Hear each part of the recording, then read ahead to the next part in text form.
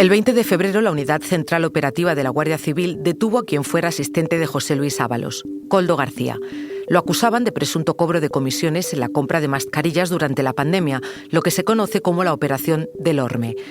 Una operación en la que acabó imputado el propio Ábalos, exministro de Transportes con Pedro Sánchez y secretario de Organización del PSOE de 2017 a 2021.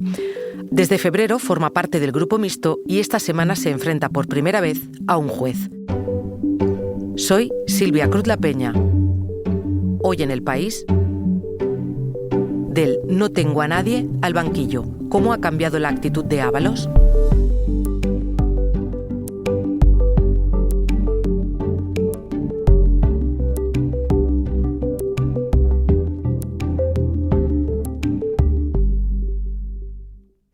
Siento que me enfrento a todo. Vengo solo en mi coche. No tengo secretaria. No tengo a nadie detrás ni al lado. Me enfrento a todo el poder político. ¿Quién me lo va a decir? De una parte y de otra. Y lo tengo que hacer solo. Hola, José. Hola, Silvia. Menuda frase, ¿no? No tengo a nadie. Sí, un poco exagerado. O sea, asistente tiene una persona que además que es con la que contactamos la prensa. Eso de que tiene todo el poder político en contra. Es verdad que sea un hombre que tuvo tanto poder como él, de repente se ha convertido en una especie de apestado, ¿no? Eso es cierto. José Hermida es periodista del País, cubre la información en el Congreso. Estamos hablando de José Luis Ábalos, el que fuera ministro de Transportes con Pedro Sánchez, secretario de Organización del PSOE de 2017 a 2021. Esas declaraciones que acabamos de escuchar las hizo Ábalos pocos días después de que quien fuera su asesor, Koldo García, fuera imputado en lo que conocemos como Operación del Orme. José, recuérdame cómo fue el proceso por el que el PSOE en aquellos días intentó que Ábalos se desvinculara del partido. Bueno, pues una vez que se conoció la detención de imputación de Koldo García, comenzó la presión del partido sobre Ábalos. Koldo era un asesor, era la sombra, podemos decir, de José Luis Ábalos. Le acompañaba a todas partes y era su mano derecha, su persona de total confianza. El PSOE vio que podía haberse implicado en un caso de corrupción de una gran envergadura y le exigió a Ábalos aquello que se llama de responsabilidad in vigilando, es decir, de haber nombrado a una persona de su total confianza que había presuntamente delinquido.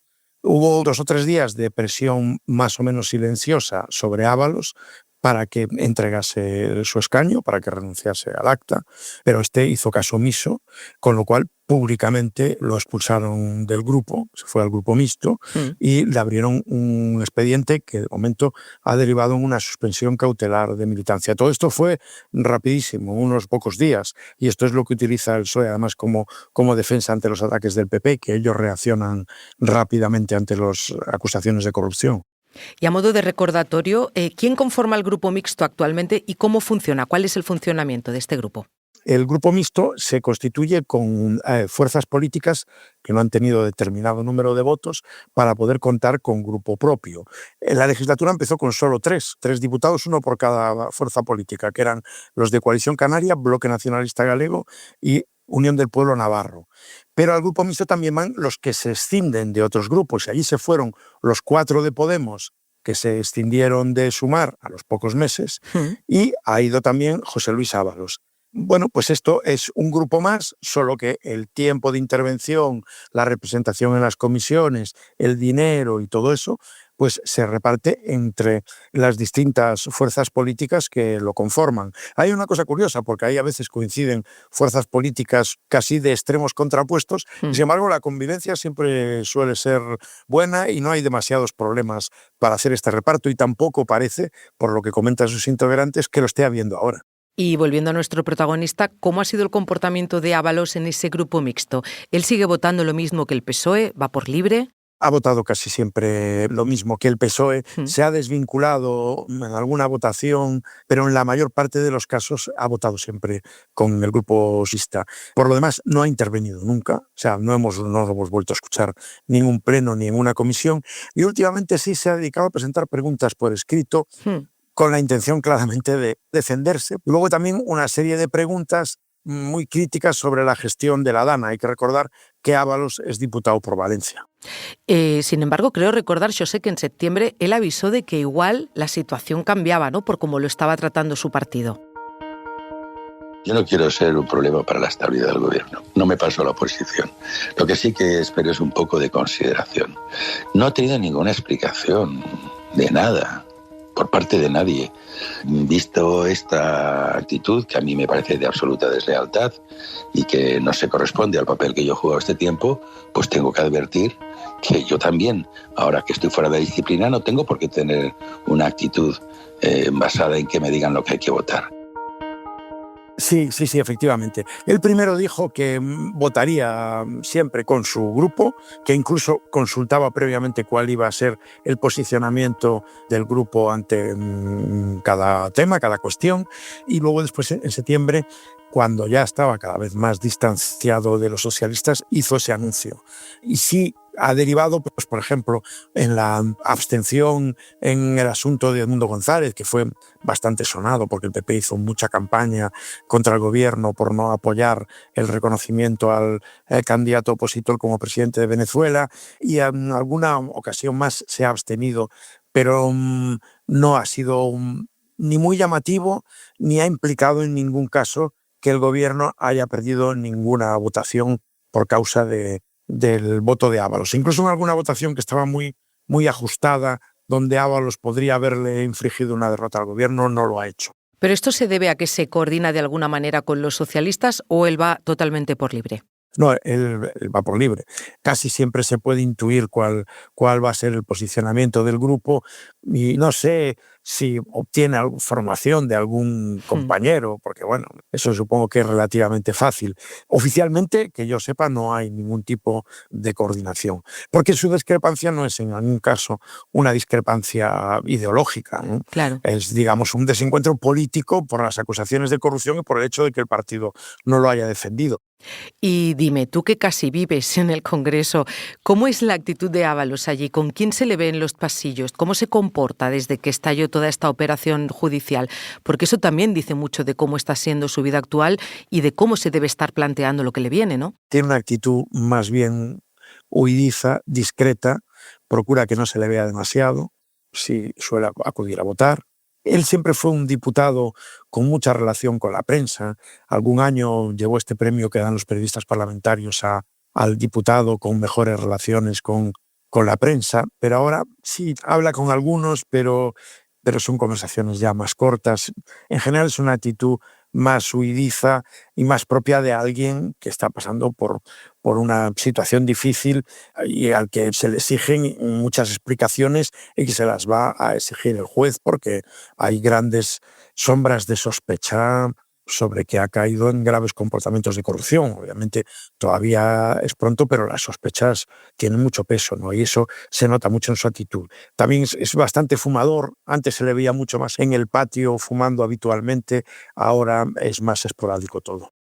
En esa comparecencia que hemos escuchado al principio, José, él dijo que iba a utilizar el Congreso para defenderse. ¿Ha sido así? ¿Cómo ha empleado ese Parlamento para protegerse? La única iniciativa que puede sonar a un intento de protección propia son esa batería, me parece que son 23 preguntas que le presentó al Ministerio de Transportes y destinadas un poco a desacreditar la auditoría encargada por Puente y que arrojaba o establecía ciertas irregularidades en la compra de mascarillas al grupo o a la trama presuntamente corrupta, ¿no? Por lo demás, como no ha intervenido y tampoco parece realmente que haya utilizado el chantaje de su voto con el gobierno. Eso en el plano político, ¿no? Porque luego está, claro, la protección jurídica que proporciona ser miembro del Congreso de los Diputados. De eso me sigues hablando ahora, José. Enseguida volvemos.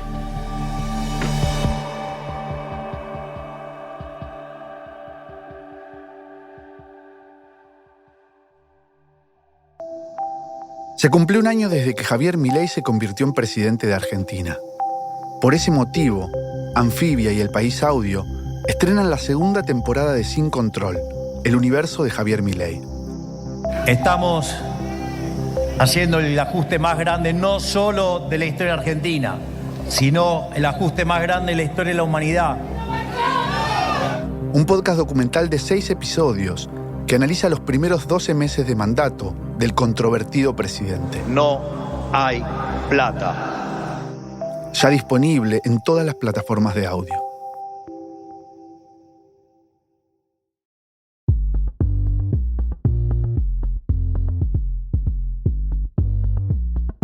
Estoy hablando hoy con José Hermida sobre la forma en que José Luis Ábalos está viviendo su imputación en la operación del Orme en el día a día. Estábamos hablando, José, específicamente de su actividad en el Congreso y me habías hablado del aforamiento, de qué manera lo protege a Ábalos. Sí, y eso se supone que es una de las razones por las que él no ha abandonado el escaño, ¿no? El aforamiento, que lo que supone es, primero, que él no puede ser formalmente imputado más que por el Tribunal Supremo, y de hecho por eso la Audiencia Nacional, que era la que llevaba la investigación del caso, lo ha remitido al Supremo una vez que ha encontrado indicios suficientes para imputar a José Luis Ábalos. Y si el Supremo asume la misma tesis que el juez instructor de la Audiencia Nacional, que todo indica que puede ser así, tendrá que pedir el suplicatorio, es decir, tendrá que pedir autorización al Congreso de los Diputados para ser juzgado. Todo ese es el blindaje especial que proporciona el ser diputado, que no es una impunidad, obviamente sería juzgado igual, pero sí establece esa serie de cautelas y lo conduce inexorablemente a ser juzgado en el Tribunal Supremo. Que conste que eso también tiene una cierta desventaja, porque va a ser juzgado solo en primera instancia. Quiero decir, una persona puede ser juzgado primero un juzgado de primera instancia, luego recurrir a una audiencia, a un tribunal superior, al Supremo. En este caso solo va a ser juzgado en el Supremo, pero bueno, tiene esas otras protecciones, ¿no? José, muchas de las declaraciones y de las preguntas que ha presentado en sede parlamentaria las hemos visto compartidas por el propio Ábalos en sus redes sociales. ¿Cómo las está utilizando en este momento de su carrera política, cuando se tiene que enfrentar a la justicia? Bueno, lo ha ido utilizando más en la medida en que en las redes sociales no tienes que contestar a preguntas, ¿no? Claro. Porque, claro, una cosa es una comparecencia en la sala de prensa donde sabes que los periodistas te van a plantear cuestiones incómodas, y en ese sentido en las redes sociales pues ha ido lanzando mensajes unilaterales, ¿no? Con posibilidad de réplica de los usuarios, pero no dando opción a un interrogatorio, por decirlo así, ¿no? Bueno, sí las ha ido usando, pero tampoco no muy profusamente, ¿no? Él últimamente yo creo que está mucho más centrado en su defensa jurídica y ahora en preparar su testimonio ante el Supremo. Te iba a preguntar por su presencia en los medios, porque lo vimos en un momento en radios, en televisiones, no sé si decir que más que cuando era miembro activo e importante del PSOE, aunque tú me decías antes que no, que era un hombre que se exponía bastante. Sí, a ver, él era una persona, ya digo, con mucha relación con los periodistas y muy buena relación. Pues era el típico político que le gustaba a los periodistas porque en privado pues hablaba lo que parecía con franqueza, era directo, no era de estos que te repetía el argumentario. Él tenía muy buena relación y en privado y luego también en público pues tenía un importante protagonismo, claro, porque fue pues en su momento el número 3 del Partido Socialista y un ministro importante. Luego, una vez que él abandonó el gobierno y los cargos en el Partido Socialista y pasó a un segundo plano, pues también tuvo una presencia muy destacada como tertuliano, ¿no? Era un tertuliano fijo en Todo es Mentira, en el programa de Risto Mejide. También se le ha visto en tertulias de La Sexta, en algunas radios. O sea, siempre fue un hombre que le gustaba mucho la presencia en los medios, y todo eso se ha ido claramente acortando una vez que han crecido también las acusaciones contra él. Para acabar, José, te voy a pedir una opinión.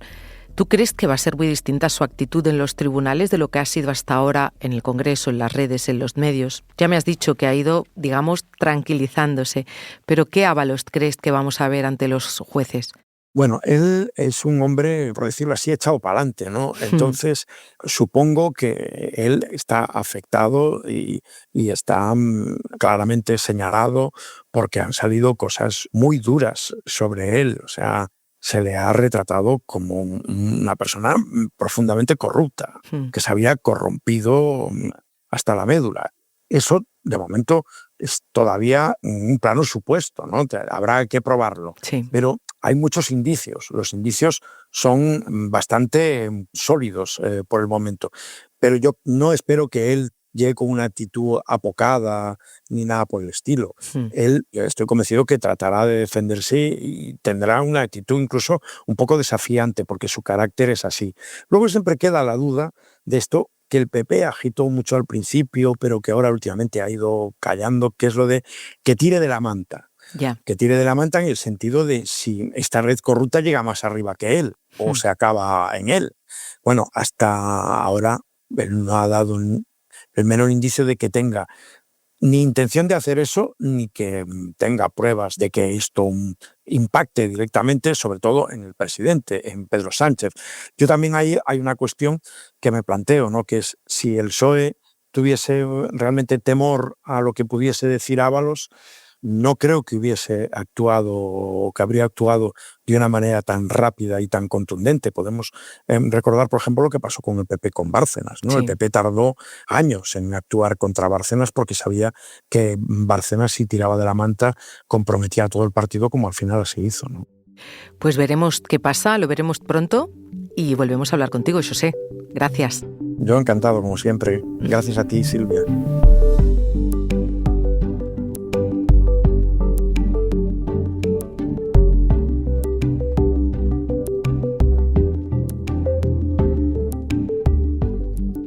Este episodio lo ha realizado José Juan Morales. El diseño de sonido es de Nicolás Chabertidis. La edición de Ana Rivera.